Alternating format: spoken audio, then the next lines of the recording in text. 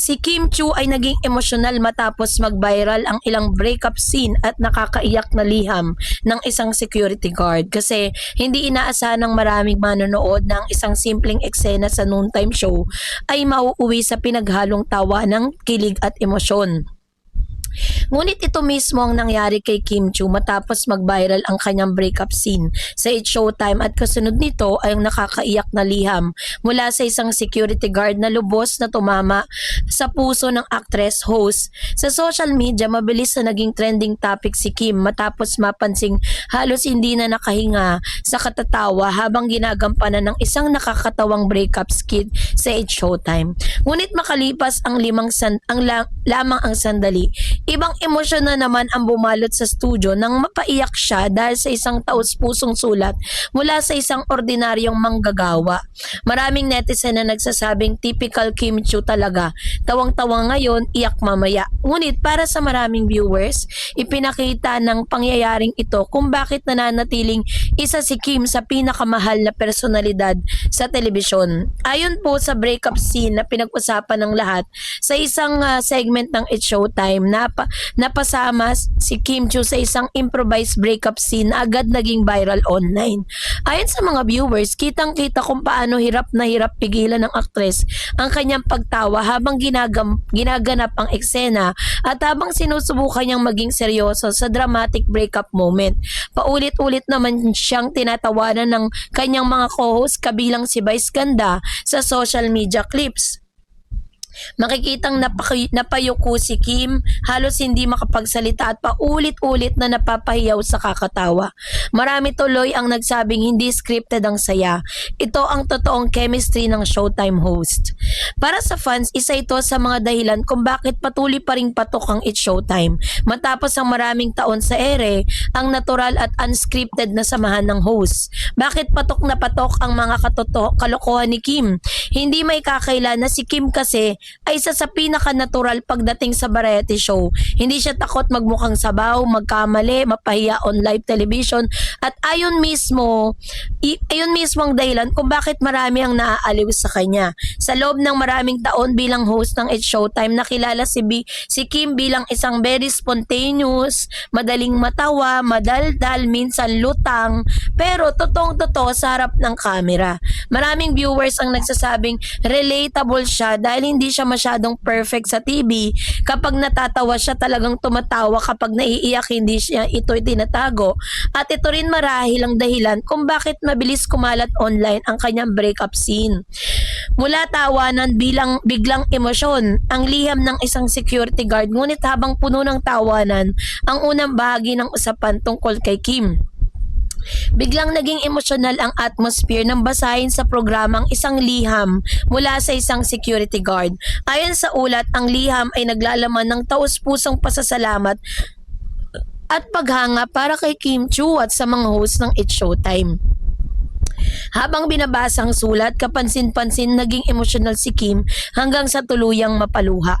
Marami ang viewers ang naiyak dahil sa sincerity ng mensahe. Hindi naman ingrande ang sulat, tumama ito sa puso ng maraming manonood dahil ipinakita nito kung paano nakakaapekto ang isang programa sa ordinaryong Pilipino. Ang nilalaman nga ng liham ay nagpaiyak kay Kim. Ayon sa mga nakapanood, ibinahagi ng security guard kung paano naging bahagi ng kanyang araw-araw na buhay ang It's Showtime. Sinabi umano nito na nagbibigay siya ng programa sa kanya matapos ang mahabang oras ng trabaho. Nakakatulong itong mabawasan ang kanyang pagod at isa rin si Kim Chu sa mga personalidad na nagpapangiti sa kanya araw-araw. So dito na tuluyang naiyak si Kim. Marami ang nagsasabing kitang-kita sa mukha ng aktres ang genuine emotion habang pinapakinggan ang sulat. At dahil dito, si Vice Ganda, Bamboo, Eraserhead at Yeng ang pasabog sa episode. Bukod kay Kim, naging usap-usapan din ang paglabas ng malaking pangalan tulad ni na Vice Ganda, Bamboo, Eraserhead, Yeng Constantino na naging bahagi ng pasabog sa naturang episode. Ayon sa netizen, naging star-studded ang episode kaya laging naging emotional roller coaster para sa audience. Maraming fans ang natuwa sa combination ng comedy, music, nostalgia at emotional moments. So, dito po, hindi takot si Miss Kim Chiu na ipakita yung kanyang emotional side. Hindi ito ang unang pagkakataon na nakita ng publiko ang emotional na bahagi ni Kim Chiu. Sa mga nakaraang taon kasi naging bukas siya tungkol sa personal struggles, bashings, heartbreaks, at pressure ng pagiging public figure. Matatanda ang dumaan siya sa highly publicized breakups nila ni Sian Lim, bagay na matagal ding naging usap-usapan online. So dahil dito, maraming fans na nagsasabing mas naging ano siya no, mas naging usap-usapan siya online. Naging maraming fans ang nagsasabing mas naging emotionally mature at grounded si Kim nitong mga nakaraang taon. So dito po talaga na pinapakita kung gaano kalakas no yung connection ni Kim sa masa. Isa rin sa ipinakita na viral moment na ito kung gaano kalakas ang connection ng It's Showtime sa mga ordinaryong Pilipino sa loob ng mahigit isang dekada. At naging bahagi pa ito ng tanghalian ng maraming pamilya, naging takbuhan ng saya at minsan naging emotional comfort zone ng viewers. And then para sa ilang nanggagawa tulad ng security guard na sumulat kay Kim, ang programa hindi lamang simpleng noontime show, kundi bahagi na ng kanilang araw-araw na buhay. So marami pong nagtatanong bakit ba laging ang daling maapektuhan ni Kim no pagdating sa mga ganito. Maraming fans na nagsasabing isa sa pinaka-lovable traits ni Kim ay ang pagiging emotionally transparent niya. Kapag masaya siya kita agad. Kapag naiilang siya halata at kapag nasasaktan o natutuwa siya, hindi niya kayang itago. Ito rin ang dahilan kung bakit maraming taong nakaka-relate sa kanya. Kasi sa mundo ng showbiz kung saan maraming celebrities ang sobrang controlled at yung kanilang ad polish, kakaiba si Kim dahil madalas raw ay walang arte. Totoo naman yun, di ba? Matapos sa mga episode, bumaagad ng reaction online, ay may mga nakagsasabing nahawa sila dun sa tawa ni Kim. Habang iba naman nagsasabing, hindi ko kinaya, iyak niya sa liham. May ilan ding netizen na nagsabi, isa raw ito sa pinaka-genuine moment sa Noontime TV ngayong taon at bihira na raw makakita ng ganitong sincerity sa telebisyon, 'di ba? So, kaya naman hindi po may kakaila na talagang si Kim Chiu po ay very siya na parang add-on talaga siya dun sa kasiyahan ng It's Showtime. Kung bakit si Meme Vice, personally, siya po ang pumili kay Kim para maging regular host sa nasabing It's Showtime, 'di ba? Kasi parang nakita niya kasi talaga si Kim ay pang It's Showtime talaga siya. So yun po yung kanyang ilan sa mga roller coaster emotion ni Miss Kim Chiu. Kaya no wonder ba't ang dami pong humahanga kay Kim. No wonder kung bakit ang dami pong mga kababayan natin na talagang pinagtatanggol si Kim laban sa mga bashing. Kasi parang Miss Kim is very kind to bash, 'di ba? Parang napaka-fragile niya para po makatanggap ng mga bashing. Maraming netizens ang naapektuhan kapag nakikitang emosyonal si Kim Chiu, lalo na kapag may mabibigat siyang pinagdadaan o kapag napag-uusapan ang pressure ng showbiz relasyon at mga intriga sa paligid niya. Sa mga recent interviews at guestings niya, napapansin ng fans na mas naging open siya sa kanyang nararamdaman at mas totoo sa pagpapakita ng emosyon. Tungkol naman sa tanong na, asan ba si Paulo Avellino? Wala namang kumpirmadong ulat na may problema silang dalawa. Sa katunayan, patuloy pa rin ang tambalan at projects nila together gaya ng Love Kim Pao World Tour at iba pang collaborations.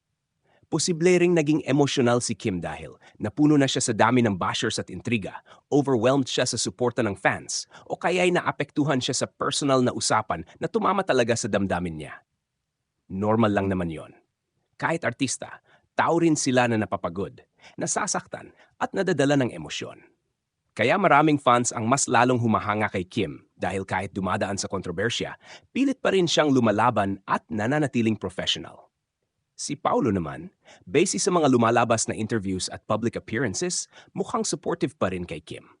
Madalas nga siyang magbigay ng subtle support at sweet remarks kapag tungkol kay Kim ang usapan. Sa totoo lang, isa sa mga dahilan kung bakit hooked ang maraming tao sa Kim Pao ay dahil ramdam ng fans ang genuine comfort nila sa isa't isa. Hindi pilit, hindi scripted, at parang natural lang ang connection nila on-screen at off-screen.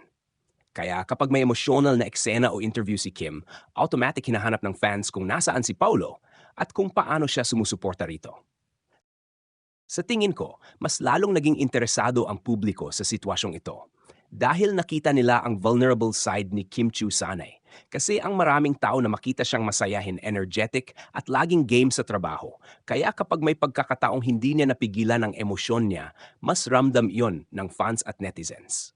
Isa rin itong paalala na kahit matagal na sa industriya ang isang artista, hindi ibig sabihin ay manhid na sila sa pressure, intriga at masasakit na komento. Sa dami ng usap-usapan tungkol sa personal life, love team at career niya, natural lang na may mga pagkakataong mapupuno rin siya emotionally. Minsan kahit simpleng salita o alaala lang, pwede nang mag-trigger ng emosyon lalo na kung pagod na ang tao mentally at emotionally. Tungkol naman kay Paulo Avellino, kaya maraming naghahanap sa kanya ay dahil nakikita ng publiko na may comfort at magandang samahan silang dalawa.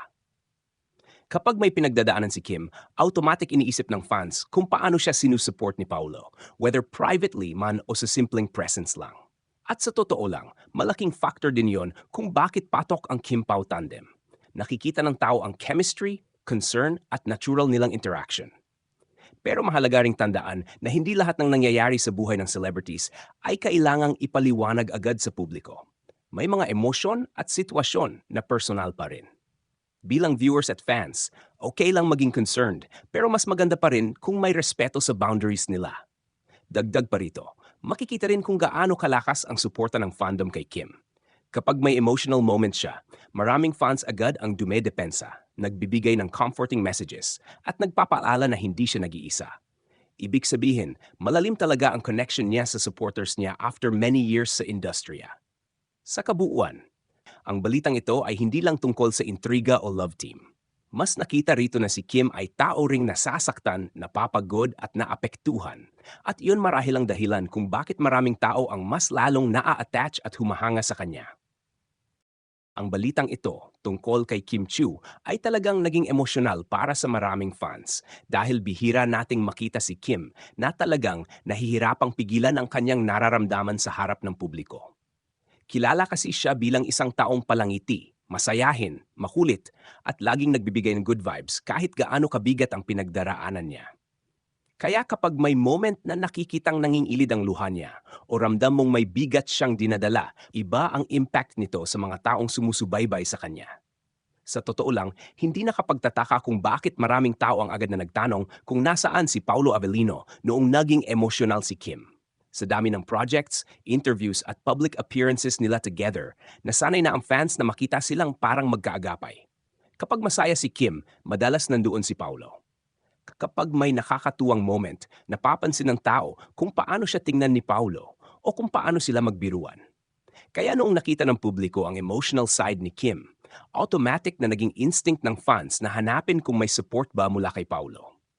Isa rin sa tingin kong dahilan kung bakit malakas ang dating ng balitang ito ay dahil maraming tao ang nakaka-relate kay Kim.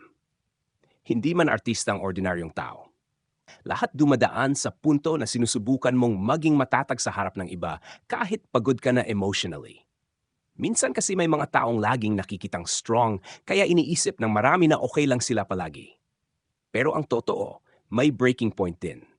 At maaring iyon ang nakita ng publiko kay Kim, hindi ang celebrity image niya, kundi ang totoong tao sa likod ng camera.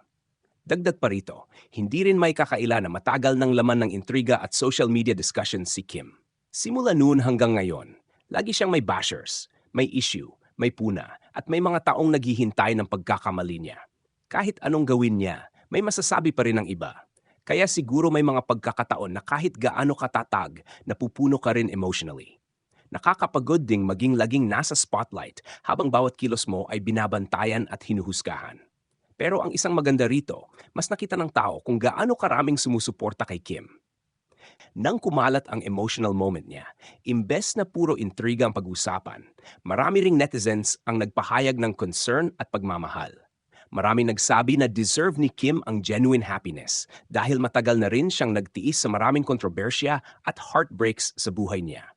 May mga fans ding nagsasabing mas gusto nilang makita si Kim na nagpapakatotoo kaysa pilit na magpanggap na okay kahit hindi naman. Tungkol naman kay Paulo, masasabi kong isa siya sa mga dahilan kung bakit mas gumaan ang image ni Kim nitong mga nakaraang taon. Napansin ng maraming tao na parang naging mas relaxed, blooming at masaya si Kim simula nang maging malapit sila sa isa't isa. Kahit hindi nila kailangang mag-explain ng todo tungkol sa tunay na estado ng relasyon nila, ramdam ng fans na may comfort at peace silang dala sa isa't isa. Kaya kapag may emotional situation si Kim, natural lang na hinahanap ng publiko ang presence ni Paulo. Dahil sa mata ng fans, isa siya sa mga taong nagbibigay kay Kim ng katahimikan at saya. Sa kabilang banda, mahalaga ring tandaan na hindi lahat ng nakikita online ay buong kwento. Minsan ang isang emotional moment ay maaring bunga ng maraming personal na bagay na hindi alam ng publiko. Bilang fans at observers, okay lang magbigay ng opinyon at suporta, pero kailangan pa rin nating respetuhin kung ano lang ang gusto nilang i-share. Sa kabuuan, ang balitang ito ay naging emotional hindi lang dahil umiyak o naging vulnerable si Kim, kundi dahil nakita rito ng maraming tao ang isang babae na sa kabila ng kasikatan, tagumpay at lakas na ipinapakita niya ay marunong ding masakta at mapagod. At marahil yun ang dahilan kung bakit marami ang lalong humahanga sa kanya. Dahil sa likod ng pagiging celebrity, nananatili siyang totoo at may pusong kayang maapektuhan tulad ng kahit sinong ordinaryong tao. May isa pang angle na pwedeng idagdag sa balitang ito tungkol kina Kim Chiu at Paulo Avellino. At iyon ay kung paano naapektuhan ng social media ang emosyon ng mga celebrities ngayon. Sa panahon kasi ngayon, bawat kilos ng artista ay napapansin agad. Isang facial expression lang, isang tingin o kahit simpleng panahimik, nagagawan agad ng iba ng iba't ibang interpretasyon. Kaya posible ring mas mabigat para kay Kim ang pressure dahil hindi lang siya basta artista ngayon. Isa rin siyang trending topic na laging laman ng usapan online. Kapag may emotional moment siya, ilang minuto lang viral na agad ito at pinag-uusapan ng napakaraming tao. Dagdag pa rito, mapapansin ding mas naging invested ang fans sa tambalang Kim Pao dahil hindi lang chemistry ang nakikita nila, kundi emotional connection. Maraming supporters ang nagsasabing parang may comfort at maturity ang samahan ni Kim at Paulo kumpara sa typical love team setup. Kaya bawat interaction nila nagiging special sa mata ng fans. Kapag masaya si Kim, kinikilig ang supporters.